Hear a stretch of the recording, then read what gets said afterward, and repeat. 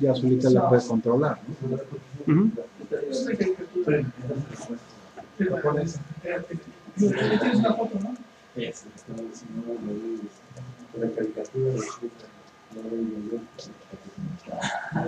Sí, le dije.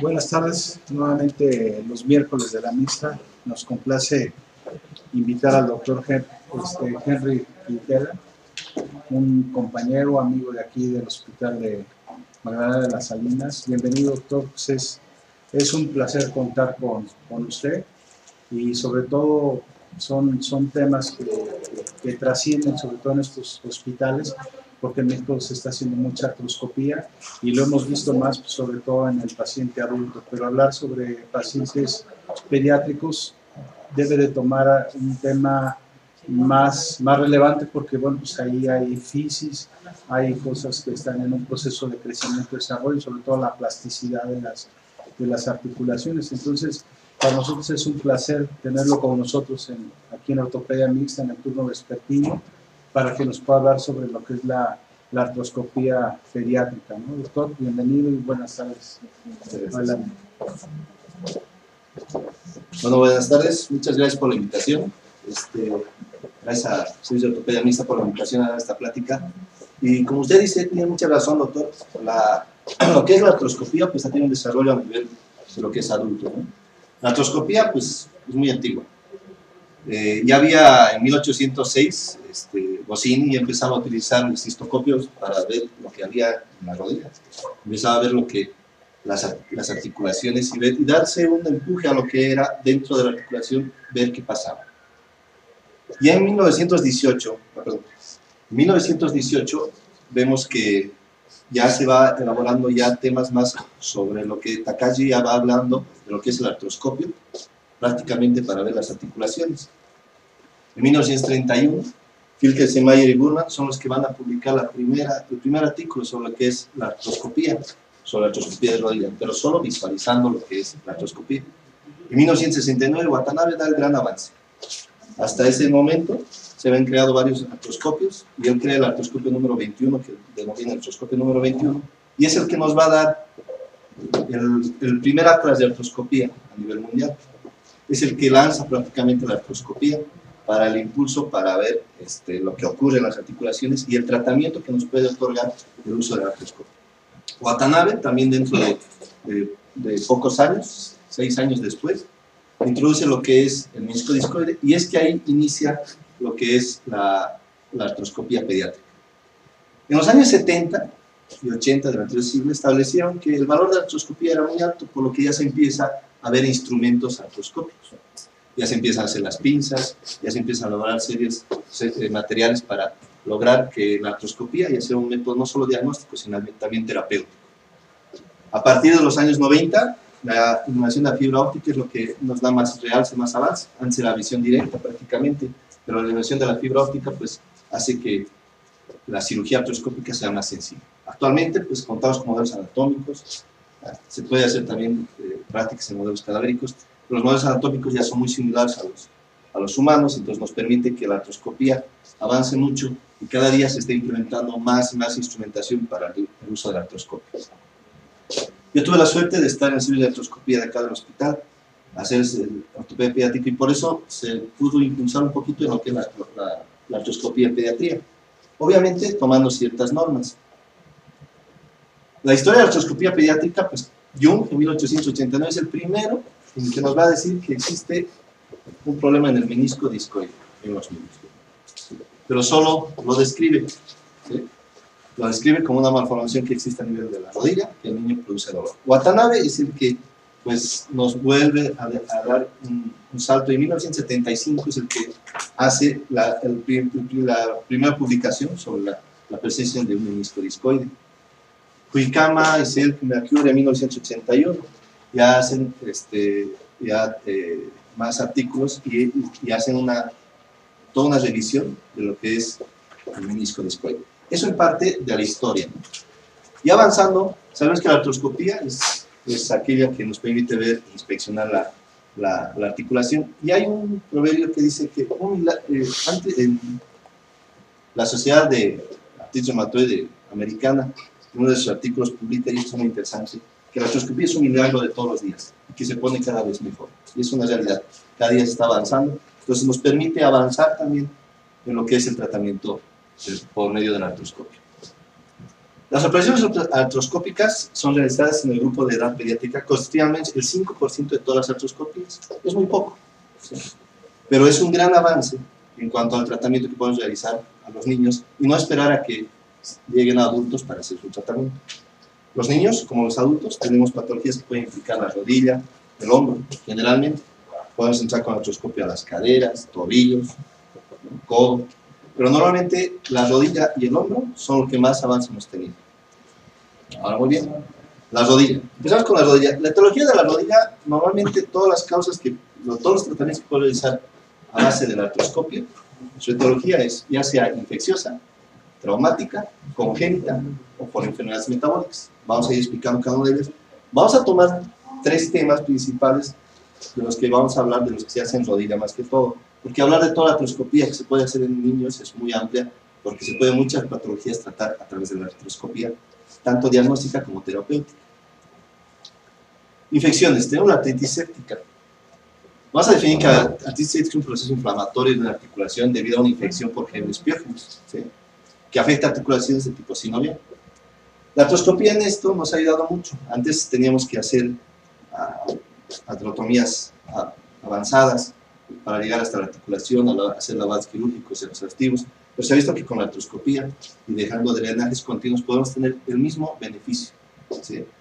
Simplemente viene una rodilla infectada o una articulación infectada, podemos hacer una punción primero, tomar una muestra y después someter al paciente a una artroscopía, hacer una limpieza quirúrgica, podemos retirar más sinovial incluso que haciendo la abierta, tenemos más acceso a la parte posterior. O sea que sí, en la rodilla me estoy refiriendo, sí la artroscopía nos amplía el margen de tratamiento.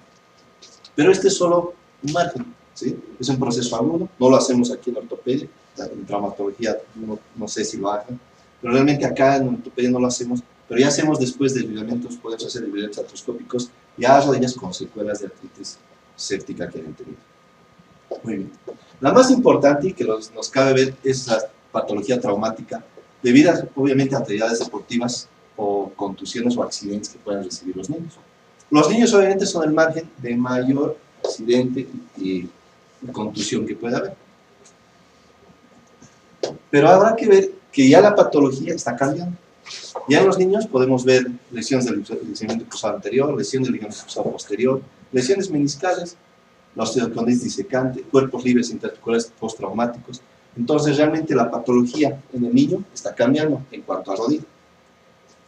Todo esto debido al gran margen. Tenemos selecciones sub-15, sub-13, los niños están practicando más deporte, los accidentes, los descuidos que hay con los accidentes, más adolescentes manejando vehículos automotores. Entonces todo esto conlleva a que obviamente los accidentes y las lesiones deportivas nos den a que haya mayores lesiones que parecidas a las del adulto.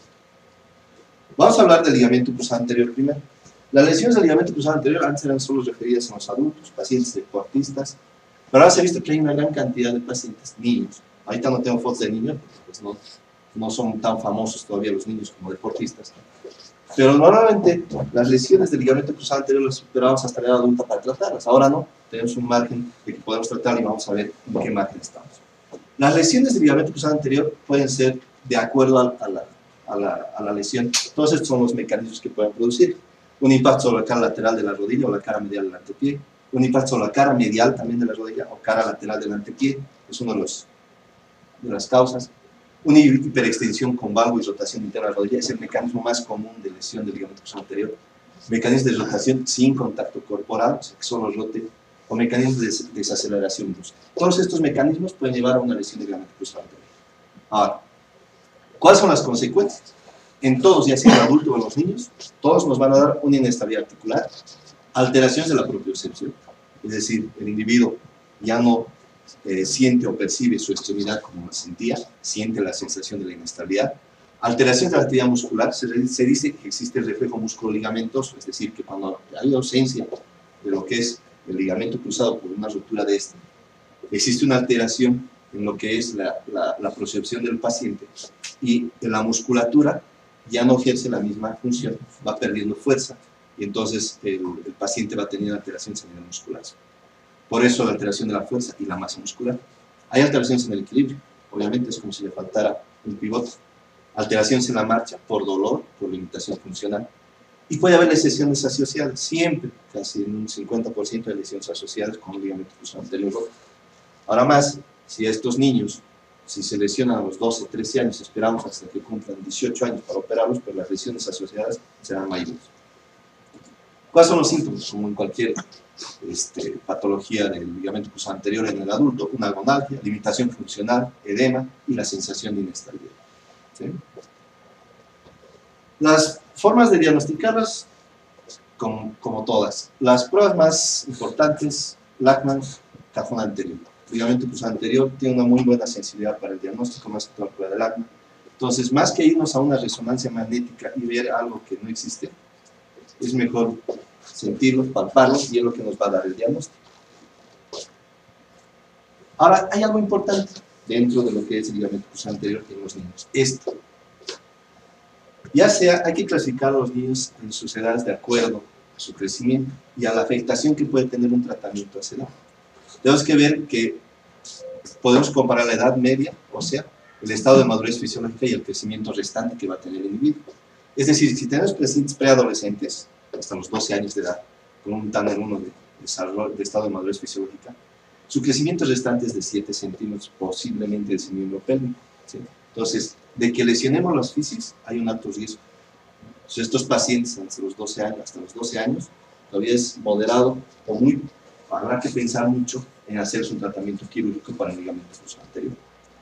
En los púberes, pues entre los 3 y 15 años, mitad de 2, 3, su crecimiento todavía restante será de unos 5 centímetros. Entonces el riesgo sería intermedio. ¿Sí? Entonces esta es la edad aproximada en que podemos pensar en un tratamiento quirúrgico. Pero ya entre los 15 y 16 años tenemos un crecimiento restante de 1.5 centímetros aproximadamente. Entonces hacer un tratamiento quirúrgico como un adulto no hay ningún problema. Pero esta edad nos importa. Gracias a que ahora, gracias a la tecnología, ya existen brocas más pequeñas, los túneles más pequeños, tornillos de fijación más pequeños, o tornillos que evaden la fisis, los hacemos casi en la unión metatarsiaria, diáfisis metatarsiaria. Entonces nos ayuda a que no podamos lesionar la fisis fácilmente. Entonces sí, la tecnología nos ha ayudado mucho. El tratamiento artroscópico, como cualquiera, abrir los portales, hacer la cirugía artroscópica.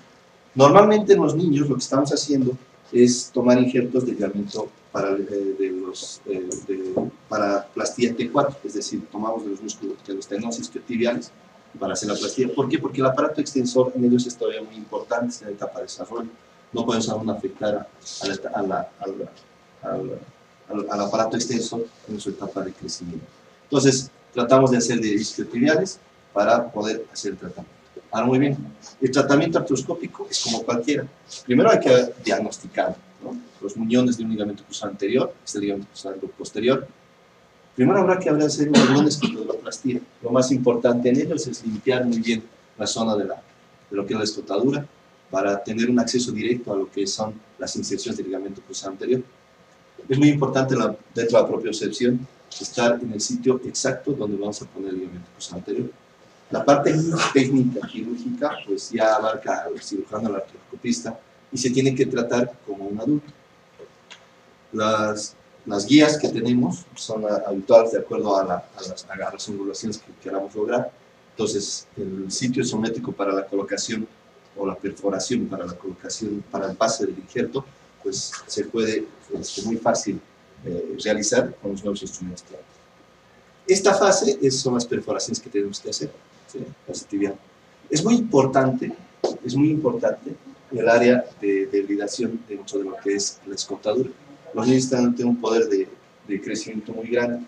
Hemos visto que al cabo de algún tiempo hay alguna limitación de extensión, entonces es muy importante hacer la escotaduraplastia en los niños para que no tengamos una limitación en extensión. Como les había mencionado, el injerto, normalmente lo tenemos de los que son los isquiotibiales, es un muy buen injerto. Y la fijación, hay varios métodos de fijación. Puedes utilizar tornillos biodegradables, normalmente puedes utilizar lo que llamamos los de suspensión como Transfix, Artrex. Entonces hay varios sistemas en los que podemos utilizar. Ahora bien, estos son los tornillos biodegradables. Gracias a la tecnología, hay ya muy delgaditos. El más delgado que tenemos es de 7 milímetros. Entonces las perforaciones podemos hacer hasta 7 milímetros, la perforación para no afectar grandemente la fisis. ¿Sí? Los ligamentos cruzados anteriores, si bien van a hacer la función del ligamento, nunca van a cumplir la función como un ligamento como tal. Es decir, que este niño necesita, además de la plastía del ligamento cruzado anterior, una muy buena rehabilitación, un tratamiento posterior a la cirugía. ¿Sí? Los niños están en su etapa de mayor carga, en la cual están llegando en la edad de la pubertad, en la edad adolescente. Entonces, la actividad física se está iniciando y de alto rendimiento. Entonces, tenemos que, además de dejarles un ligamento cruzado para dar la estabilidad, tenemos que reforzar a la parte muscular para que la rehabilitación sea buena. Ahora, ¿qué pasa? El injerto, se ha visto que en el injerto en los niños pasa las mismas etapas. Se produce una necrosis del injerto. Hay que proteger ese injerto en las primeras 6-8 semanas. Produce una etapa de revascularización, una repoblación celular posterior, una posición de fibras colágenas y una remodelación. Es decir, que los 6 meses que pasan en el adulto, que todas las etapas en que los procesos biológicos se producen en el nuevo injerto que le hemos puesto al ligamento cruzado anterior, las va a pasar el niño. Entonces tenemos que proteger y hacer que esta etapa, más que toda la parte de la necrosis del injerto, el niño esté protegido, o el adolescente más que todo. Podemos usar rodilleras. Estas rodilleras mecánicas nos limitan el impacto que le pueden dar a la rodilla, pero permiten la movilidad con grados de movilidad que podamos acertar.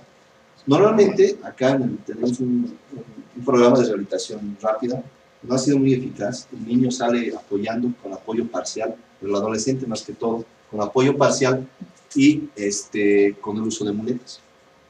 Procuramos la flexión a 45 grados, las primeras 4 a 6 semanas, y después ir progresando esta flexión, y vamos fortaleciendo la musculatura. A partir de la 6ª semana es cuando empezamos a darle más carga a la articulación y más fuerza muscular progresiva.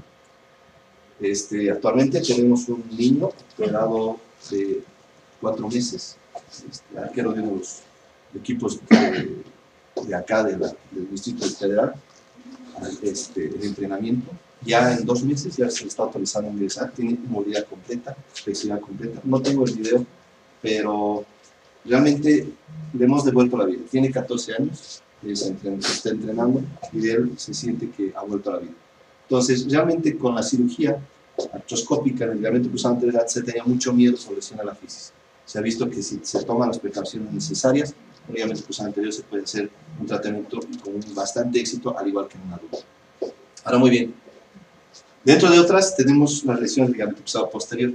Antes se veía que el ligamento cruzado posterior no había mucho. Ya tenemos dentro del servicio, tenemos 2 casos desde enero hasta acá, 2 casos de ligamento cruzado posterior. Uno ya se operó y hay otro ya está programado para cirugía. ¿Pero a qué se debe? Más que todo a los accidentes que se producen en tránsito. Los niños, sabemos que nos acompañan, o los adultos, o los adolescentes nos acompañan con nosotros cuando vamos a alguna actividad, y pues sufren también parte del accidente. Las lesiones del ligamento cruzado anterior, cruzado posterior también se han visto que están presentes. Una de las lesiones, esta es una lesión que normalmente se produce por un golpe directo a la región anterior de la tibia. Estos son los mecanismos que se producen más que todo en lo que es los accidentes automovilísticos, o por una hiperflexión forzada de la rodilla, el pie con flexión plantar, una flexión forzada en actividades deportivas, o por una maniobra de hiperextensión que se puede dar súbita, con desaceleración brusca, pueden dar una lesión del ligamento cruzado posterior. Ahora bien, hay una gran diferencia. Las consecuencias las mismas que el ligamento cruzado anterior, inestabilidad articular, alteración de la propriocepción, todo, ¿sí? Pero hay una gran diferencia. Bueno, los síntomas igual, sensación de bonanza, limitación funcional, edema, sensación de inestabilidad. El diagnóstico, pues igual que un cajón posterior, vemos que obviamente el desplazamiento posterior a la contracción muscular del cuádriceps y a la relajación, la tibia se va para atrás, son aquellos que nos van a dar más que todo el factor diagnóstico, más igual que todo que una resonancia magnética que nos puede decir que el ligamento cruzado posterior esté roto. Las edades para un tratamiento quirúrgico son las mismas, hay que tomar las mismas consideraciones. Las perforaciones que vamos a hacer en este caso sí tienen que pasar la fisis. En el caso de la tibia tenemos que ir hacia posterior, en un ángulo de 45 a 55 grados aproximadamente. Entonces sí atravesamos toda la fisis tibial.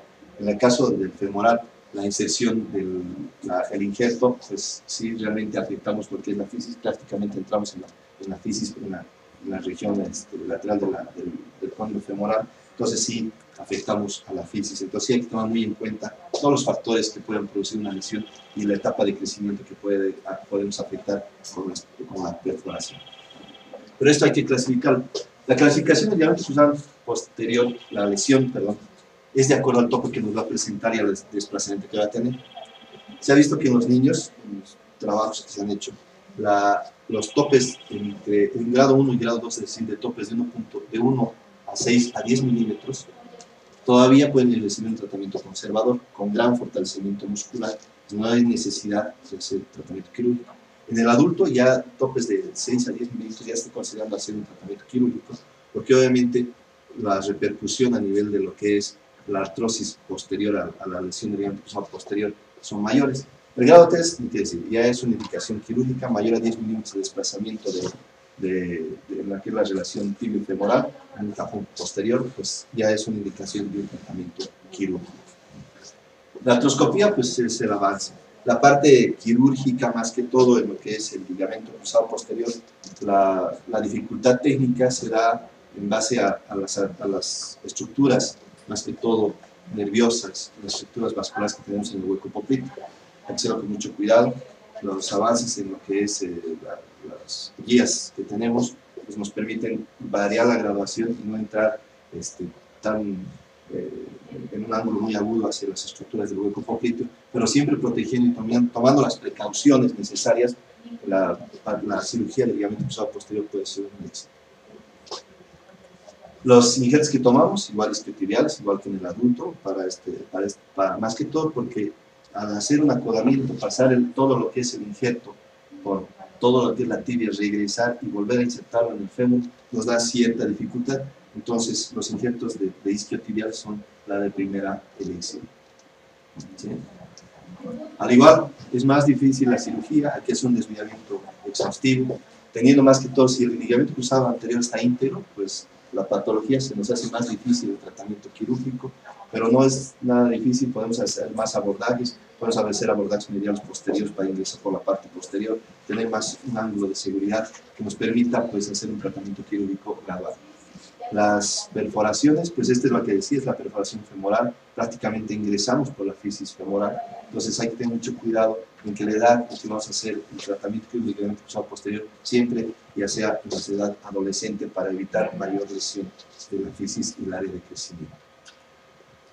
La fijación es igual, los tornillos han sido un avance muy grande, los tornillos biodegradables ahora como decía, de diámetros muy pequeños nos ayudan a que obviamente la integración del injerto sea igual que con otros mecanismos, entonces el uso de tornillos biodegradables, tanto femoral y tibial, nos han dado muy buenos resultados en los adultos, en los niños no creo que tengan mayor problema.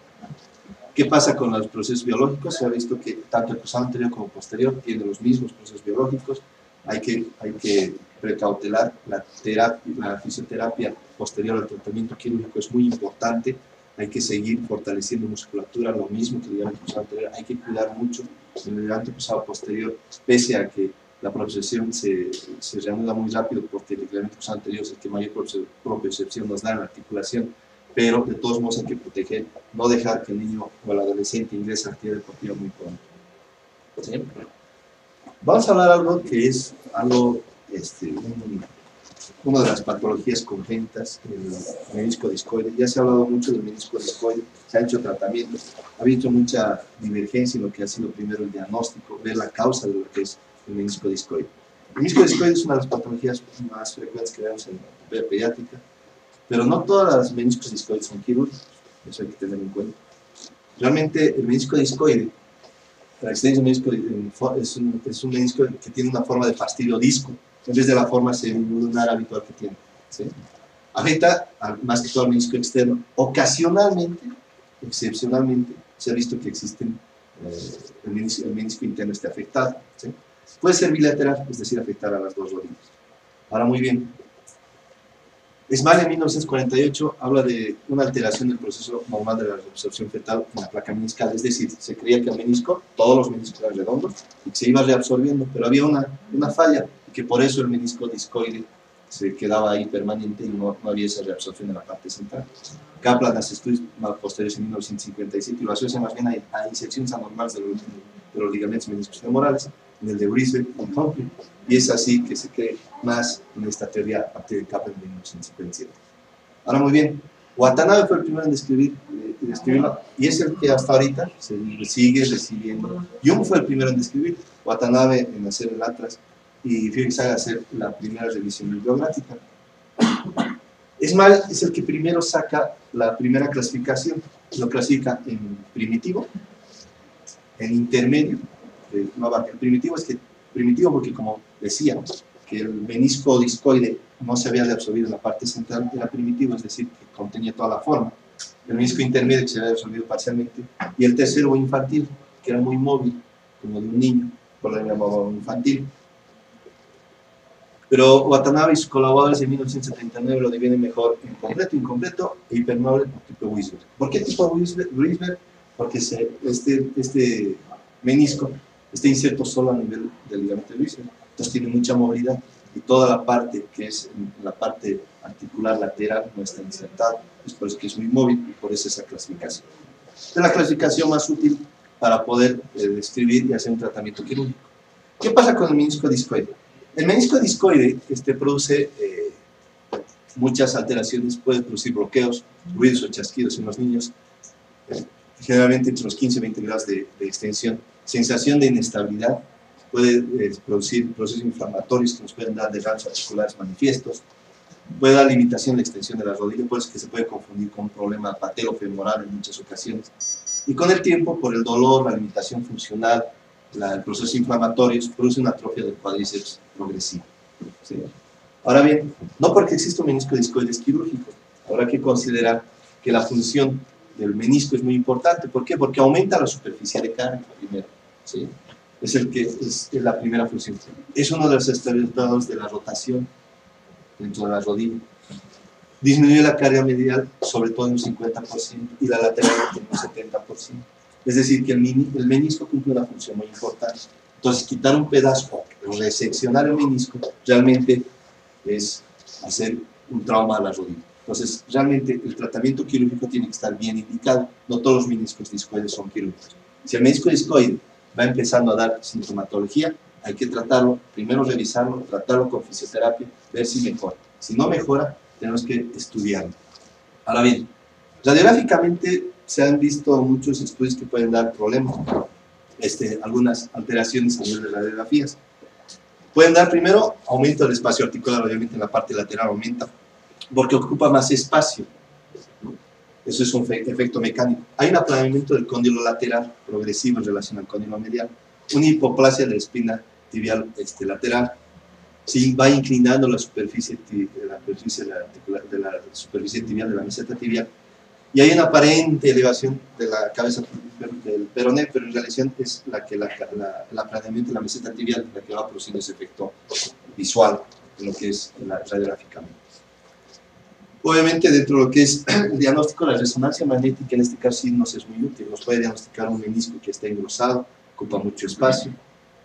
Entonces, eso hace que podamos ver que exista un menisco discoide, pero a la vez nos puede dar que sí existe una lesión del menisco discoide.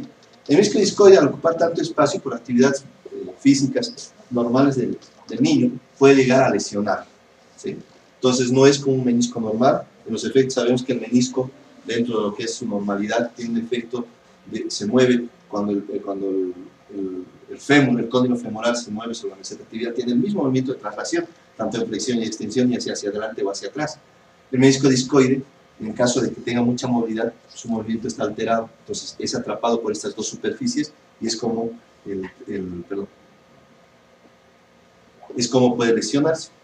Entonces, el menisco discoide, ya sea en la clasificación de 1 o 2 de las dos clasificaciones de Smyth con la que hizo Watanabe, en los dos casos, si es que está roto, tiene una indicación quirúrgica. Si el menisco discoide no está roto, no tiene una indicación quirúrgica. ¿Por qué? Porque no va a dar sintomatología. Hay estudios que dicen que más bien está protegiendo al cartílago. Es decir, cuando entramos y operamos un menisco discoide y recortamos una parte que está lesionada, el cartílago por abajo es prácticamente virgen, no tiene ninguna presión. Pero si es un menisco discoide hipermóvil, como el de Brisbane, obviamente sí va a dar mucha sintomatología, mucho dolor, mucho resalte, inflamación, y es en el que hay que considerar si hay limitación funcional del niño, hay dolor y mayor sintomatología, un tratamiento quirúrgico artroscópico. El tratamiento quirúrgico, perdón, en estos casos, obviamente está más relacionado con la resección parcial del menisco. En esos casos, cuando son parciales o son completas, pues la resección tiene que ser a tratar de dar la forma semilunar del menisco, como normalmente debería ser, ¿sí? Lo malo está en el menisco de Brisbane. En el menisco de Brisbane, tipo Brisbane, la resección casi tiene que ser de todo el cuerpo anterior, porque toda esa parte está móvil. A nivel del hiato del copritio es donde está fijo, y en la parte posterior, es decir, en el cuerno posterior. Entonces, toda la parte del cuerno anterior es donde tenemos que prácticamente se resecciona, porque esa parte es la que va a dar la movilidad, es la que se está atrapando y es la que da dolor y sintomatología. Entonces, operar un Brisbane prácticamente es hacer una mesiectomía parcial y casi completa del cuerno anterior y dejar muy poco para que dentro de la articulación para que no dé molestias. Hace 2 semanas operamos un paciente de Brisbane que había quedado bien y obviamente sentía el resalto y tenía una partecita como de 5 minutos en la parte posterior del cuerno posterior que tuvimos que resecarla y ya dejó de resaltar, dejó de dar la sintomatología, pero prácticamente dejamos un borde de unos 3 milímetros a 4 milímetros del cuerno posterior del menisco. Entonces el pronóstico para esa rodilla no es muy bueno, tomando en cuenta que el niño tiene 10 años de edad. Estas son las consecuencias. Esto es a lo que no queremos llegar. En la edad adulta, la ausencia de un menisco puede dar esto. Pues obviamente el menisco discoide es una patología que hay que tratar con muchas pinzas. No todos los meniscos discoides son quirúrgicos. Sí se puede descargar un menisco discoide. El mejor tratamiento en los casos 1 y 2 es el tratamiento conservador. Tenemos que valorar mejor hacer un tratamiento conservador con fisioterapia, rehabilitación, disminuir el área de carga en la parte lateral. Pero esta es la parte medial, como todos, pero no encontré una radiografía lateral. Y realmente, pues, esto es lo que queremos. Adolescentes felices. Dentro de lo que es la patología articular, la rodilla es el que más nos ha dado hincapié a entrar con lo que es el artroscopio. Dentro de lo que la artroscopía nos puede ofrecer, hay mucha patología más que podemos trabajar con el artroscopio. Tenemos, ahorita no tenemos la experiencia todavía, pero hay muchos casos en que, por ejemplo, hay pacientes hemofílicos que se puede usar el artroscopio, podemos hacer desviamientos artroscópicos en pacientes hemofílicos, no hemos tenido la experiencia. Ya tenemos en el Zoom, podemos hacer cirugía artroscópica, y hay estudios, hay un protocolo de manejado en el Hospital de Traumatología, en lo que es los pacientes hemofílicos. Entonces, realmente con el artroscopio podemos mejorar mucho las condiciones de vida, ¿sí? Les he querido traer un enfoque global de lo que poco que estamos haciendo en el servicio. Realmente desde enero para acá es lo que estamos haciendo. No tenemos tal vez la experiencia necesaria como para decir, tenemos tantos casos para publicar, no. Pero estamos haciendo una reseña de todo lo que hacemos.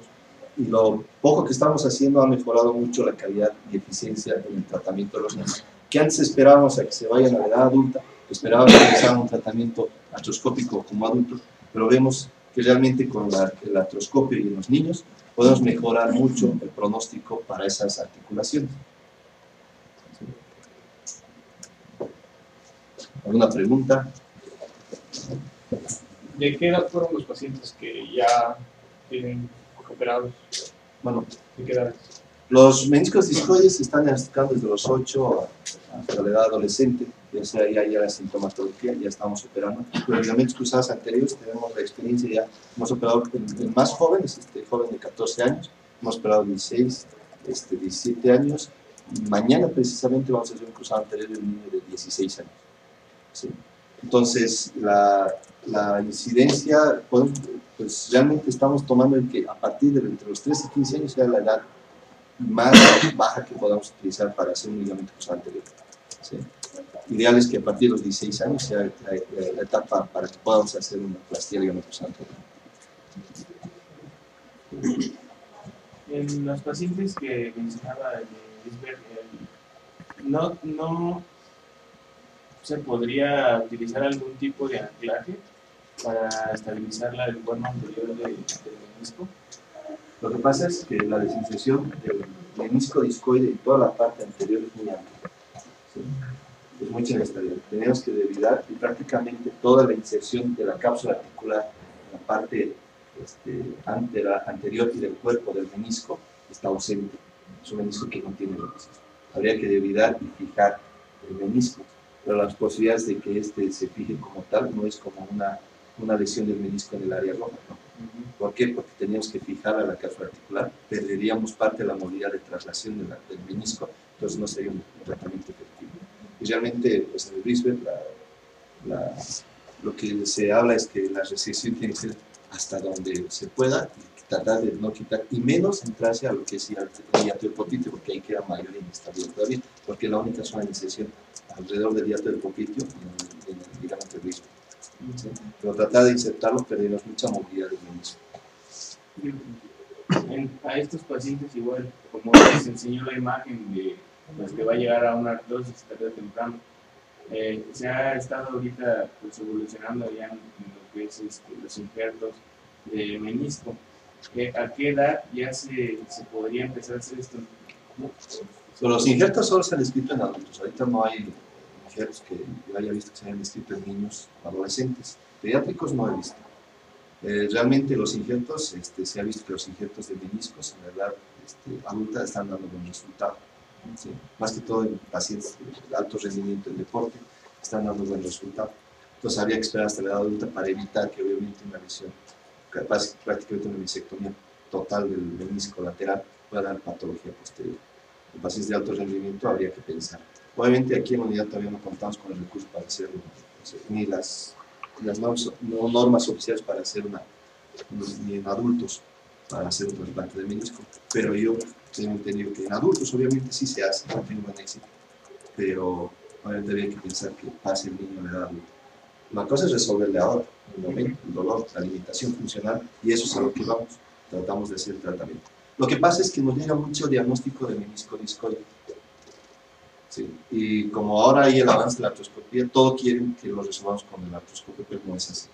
Incluso hay adultos con meniscos discoides, o sea que nunca han sido sintomáticos, y en la edad adulta se ha vuelto sintomático por una lesión que se da en el menisco discoide. Entonces no tiene por qué en el niño, si no ha dado sintomatología, o la sintomatología es muy leve, entrar y hacer un tratamiento radical y tratar de retirar la porción del menisco. Entonces, realmente, echarle la culpa a todo el menisco, para el menisco discoide es que estamos diferenciando muy bien el tratamiento quirúrgico para precisamente evitar algunos problemas posteriores.